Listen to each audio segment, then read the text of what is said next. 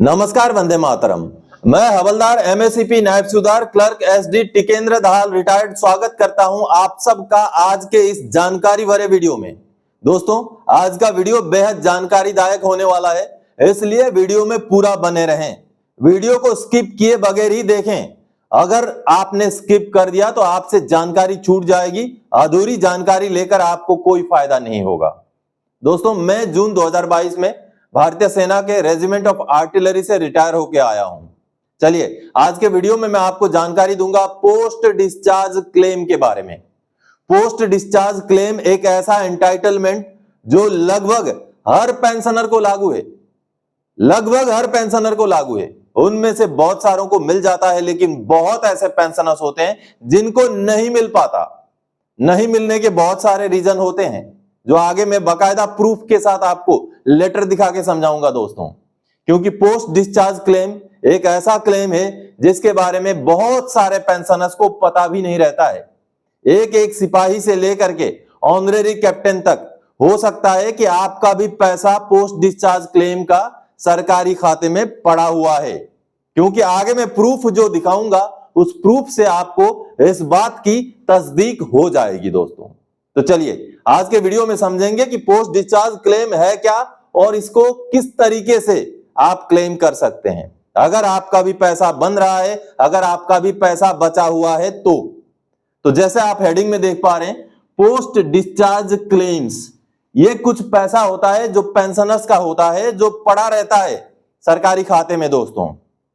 आगे post discharge claim को समझाऊंगा, लेकिन इससे पहले आप सबसे मेरी गुजारिश है कि अगर सैनिक पाठशाला चैनल का वीडियो आप पहली बार देख रहे हैं या पहले से देख तो रहे हैं लेकिन अभी तक चैनल को सब्सक्राइब नहीं किया है, सोच रहे हैं कि आगे करूंगा, कल करूंगा, इस तरीके से छूट रहा है, तो आप चैनल के साथ आगे जुड़े रहने के लिए, चैनल में अपलोड किए गए वीडियोस के नोटिफिकेशन पाते रहने के लिए सबसे पहले फटाफट से चैनल को सब्सक्राइब कर लें। ये सामने आंकड़े आप देखिए, अभी भी बहुत सारे ऐसे व्यूअर्स हैं जो चैनल को बगैर सब्सक्राइब किए ही वीडियोस देख रहे हैं। उन्हीं से मेरी गुजारिश है, जिन्होंने सब्सक्राइब करके रखा है उनसे गुजारिश नहीं है, क्योंकि इस तरीके के महत्वपूर्ण जो टेक्निकल चीजें होती हैं वो आपको सैनिक पाठशाला में ही देखने को और समझने को मिलेंगी दोस्तों। चलिए, अब आगे बढ़ते हैं। चैनल को सब्सक्राइब कीजिएगा, फिर वीडियो देखना शुरू कीजिएगा। सबसे पहले दोस्तों, इंट्रोडक्शन। क्या है पोस्ट डिस्चार्ज क्लेम? जी हां, यह आपको जानना जरूरी है कि आखिर पोस्ट डिस्चार्ज क्लेम है क्या। जैसे कि इसके नाम से ही आपको पता चला, पोस्ट मतलब बाद में, डिस्चार्ज के बाद में जो क्लेम आपका बनता है उसको कहते हैं पोस्ट डिस्चार्ज क्लेम। आप जब सर्विस में होते हैं, हम जब सर्विस में होते हैं तो हमारा पेमेंट कहां से मिलता है? PAOR से मिलता है। जो हर रिकॉर्ड ऑफिस के साथ एक PAOR होता है, तो उस PAOR से हमारा पेमेंट का भुगतान होता है। अब जब हम रिटायर हो जाते हैं, फिर भी PAOR के पास कुछ हमारे एंटाइटलमेंट, कुछ पैसे बचे होते हैं, जो हमारे रिटायरमेंट के बाद अगर वो पैसे निकल के आ जाएं तो उन्हीं पैसों को पोस्ट डिस्चार्ज क्लेम का पैसा कहा जाता है। जी हां दोस्तों, यानी कि आपका वो पैसा जो सर्विस के दौरान ही आपको लागू था, आपको किसी वजह से नहीं मिल पाया, लेकिन आपके रिटायरमेंट के बाद वो पैसा मिल रहा है, उसी को पोस्ट डिस्चार्ज क्लेम का पैसा कहते हैं। आगे मैं एग्जांपल्स के साथ आपको समझाऊंगा कि क्यों बोल रहा हूं। हर एक बंदे का, लगभग हर एक पेंशनर का पोस्ट डिस्चार्ज क्लेम होता ही होता है। अगर आपको नहीं मिला है तो वो आपको लागू है, वो आपको मिलना है। आगे सबूत भी दिखाऊंगा कि कैसे आज भी पुराने रिटायरीज का पोस्ट डिस्चार्ज क्लेम भुगतान के लिए बचा हुआ है। चलिए, अब अगला पॉइंट समझते हैं। कौन से हेड से मिल सकता है पोस्ट डिस्चार्ज क्लेम? जी हां, अगर पोस्ट डिस्चार्ज क्लेम मिल रहा है तो ऐसे कौन से हेड हैं, ऐसे कौन से सब्जेक्ट हैं जिनका पोस्ट डिस्चार्ज क्लेम बन सकता है। जैसे कि एग्जांपल्स के तौर पे बताता हूं। आप रिटायरमेंट आ गए, रिटायरमेंट आ जाने के बाद आपका MSCP एडजस्ट होता है। आपको PCDA से जो पैसा मिलना है रिटायरमेंट के डेट से लेकर अभी तक का, वो तो PCDA दे देगा आपको, लेकिन आपका सर्विस के दौरान का भी तो कुछ बढ़ोतरी MSCP की वजह से हुआ है ना, तो वो जो पैसा PAOR से रिलीज होता है या PAOR में आपका बनता है, वो ही एक पोस्ट डिस्चार्ज क्लेम का पैसा है। तो हेड आप देखिए, MSCP से भी आपका पोस्ट डिस्चार्ज क्लेम बनता है, ACP से भी आपका पोस्ट डिस्चार्ज क्लेम बन सकता है। एंट्री लेवल पे जो आप रिटायर होने के बाद एडजस्ट हो रहा है, वैसे में भी आपका पोस्ट डिस्चार्ज क्लेम बनता है। लिव इनकेसमेंट, आपका रिटायरमेंट हो जाने के बाद आपका छुट्टी का पैसा मान लीजिए जनरेट हो गया। जैसे कि आप जब रिटायर हुए, मान लीजिए आप 150 दिन का छुट्टी का पैसा लेके आ गए, बाद में आपने केस प्रोसेस कर दिया, मेरा तो 160 दिन का मिलना था, मुझे केवल 150 दिन का मिला, तो वो जो 10 दिन का पैसा बाद में जनरेट होता है वो पीएओआर में जनरेट हो जाता है, वो भी पोस्ट डिस्चार्ज क्लेम ही कहलाता है। डीए इंक्रीज का पैसा, क्योंकि हम जब रिटायरमेंट होते हैं तो जिस रेट से डीए लेके आते हैं, बाद में डीए बढ़ जाए, वो आगे बकायदा आपको समझाऊंगा मैं, वो भी पोस्ट डिस्चार्ज क्लेम का पैसा बन सकता है। सीए का पैसा, जब रिटायरमेंट हो जाने के बाद आप कुछ सीए का पैसा छूट गया है, वो बाद में मिलता है, वो भी पोस्ट डिस्चार्ज क्लेम कहलाता है। लगेज क्लेम का पैसा, ऐसे बहुत सारे हैं। एचआरए का पैसा, डिस्चार्ज ड्रिल में जो फाइनल आप फाइल सबमिट करके आते हैं, जहां पर आप बहुत सारे ऑब्जर्वेशन देते हैं, उसका पैसा, वो सारे कैटेगरी इसी में आते हैं। कौन से हेड से आपको मिल सकते हैं पोस्ट डिस्चार्ज क्लेम का पैसा, वो मैंने अभी आपको समझाया। आगे मैं अभी कैलकुलेशन करके समझाऊंगा दोस्तों कि किस तरीके से आपका पोस्ट डिस्चार्ज क्लेम का पैसा निकलता है। एक एग्जांपल लेते हैं, डीए इंक्रीज। अब फॉर एग्जांपल कोई एक पेंशनर 31 मार्च को रिटायर होते हैं, 31 मार्च 2024 मान लीजिए, 31 मार्च 2024 को रिटायर होते हैं एक पेंशनर।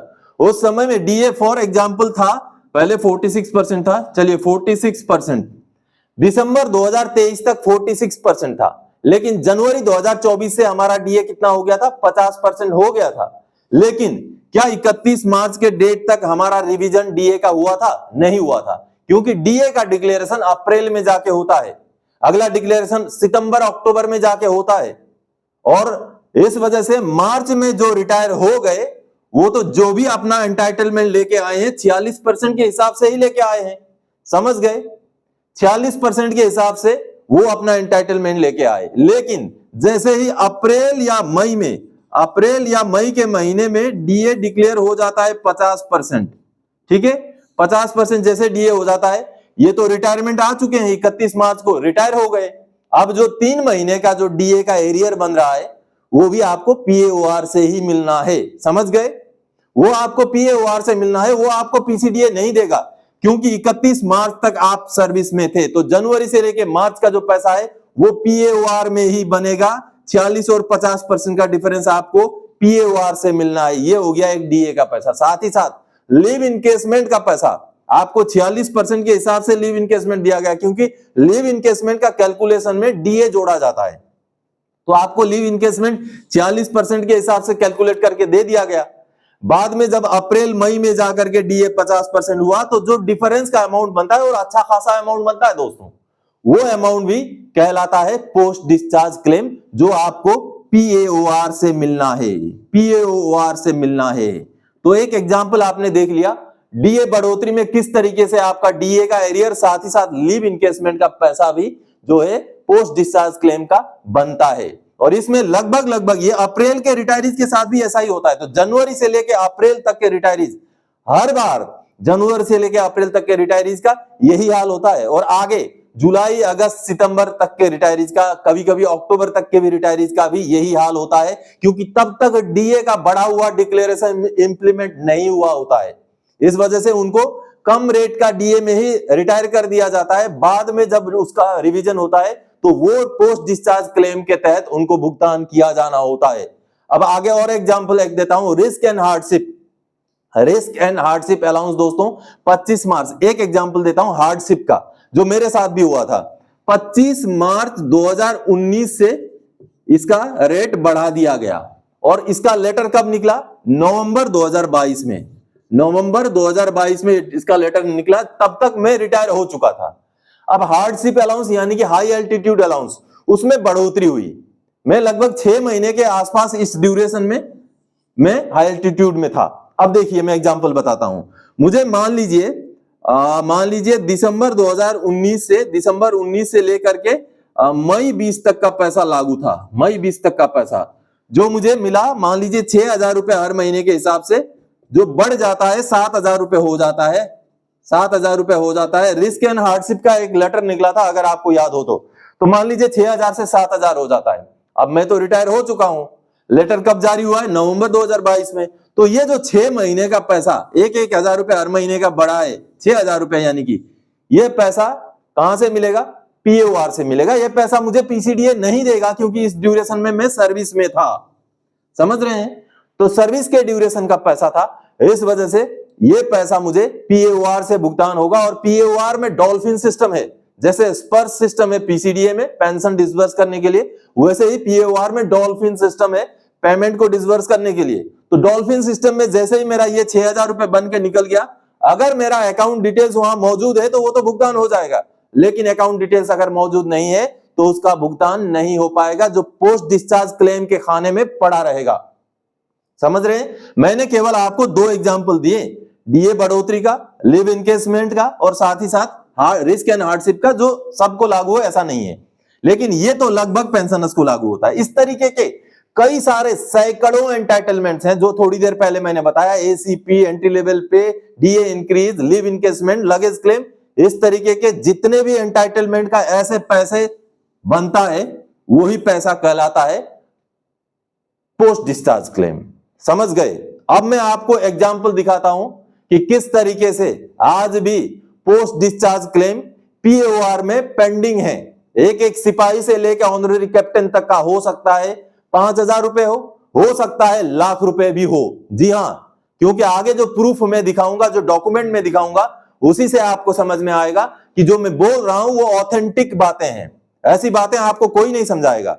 एक रिटायर्ड फौजी क्लर्क होने के नाते जो चीजें मेरे समझ में आ रही हैं, जो चीजें एज ए पेंशनर आपको भी समझना चाहिए, वो चीजें मैं आपको समझा रहा हूं।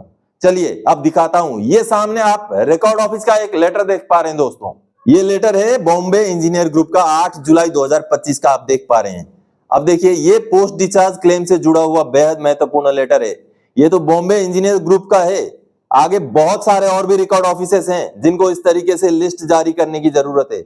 बॉम्बे इंजीनियर्स ग्रुप में तो बहुत कम पेंशनर होते हैं। इसका पहला पैराग्राफ में बोला गया है कि पीएओआर ने पोस्ट डिस्चार्ज क्लेम का पैसा जनरेट कर दिया है, लेकिन एनईएफटी फॉर्म ना होने की वजह से पेंशनर्स को उनका बैंक डिटेल्स ना होने की वजह से भुगतान नहीं हुआ। दूसरा पैराग्राफ में क्या बोला गया है कि रिकॉर्ड ऑफिस ने बहुत कोशिश की कि पेंशनर्स से संपर्क करें, लेकिन पेंशनर्स से संपर्क नहीं हो पाया। इसलिए यूनिटों को बोला जा रहा है कि आपके यूनिट के जितने भी पेंशनर हैं उनको आप संपर्क करें और पीएओआर को उनका कैंसल चेक या एनईएफटी फॉर्म भिजवा दें ताकि उस पैसों का भुगतान किया जा सके। बेहद ही महत्वपूर्ण लेटर है। आप देखिए, अब देखिए लिस्ट देखिए।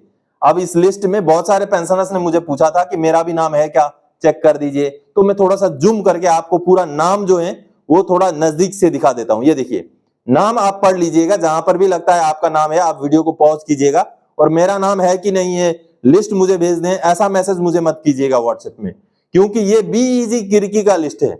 आप हो सकता है बीईजी किरकी के नहीं है, तो आपको इस लिस्ट से कोई मतलब नहीं है। लेकिन आप अगर बीईजी किरकी के हैं तो आप अपना नाम चेक कर सकते हैं। इसी तरीके से हर रिकॉर्ड ऑफिस को चेक करना चाहिए कि किनका पोस्ट डिस्चार्ज क्लेम का पैसा पीएओआर में पेंडिंग पड़ा हुआ है। मैं नाम दिखा रहा हूं, आप नाम देख लीजिए। आगे मैं अमाउंट भी दिखाऊंगा किस तरीके से, कितना हैवी अमाउंट में पैसा अभी भी पीओआर में पेंडिंग है। तो आप नाम देख पा रहे हैं, नाम ध्यान से देख लीजिए। जहां भी लगता है आपका नाम है आप वीडियो को पॉज कीजिएगा। अगर आप बीईजी किरकी के हैं तभी आपको आपका नाम दिखेगा, अदरवाइज आपका नाम यहां नहीं दिखेगा। बाकी कोर वालों को इस लिस्ट का कोई मतलब भी नहीं है, क्योंकि इस लिस्ट में आर्मी नंबर है, बंदे का यूनिट का नाम है, इसलिए मैं ये लिस्ट किसी को भेज नहीं पाऊंगा। चलिए अब मैं दिखाता हूं कि कितना अमाउंट किस तरीके से पेंडिंग है। ये देखिए, ये कब के रिटायरी है, डेट ऑफ डिस्चार्ज आप देख पा रहे हैं 2006, 7, 5 तक के रिटायरीज यहाँ है। बाद के रिटायरीज भी 15, 16 के रिटायरीज का भी नाम है।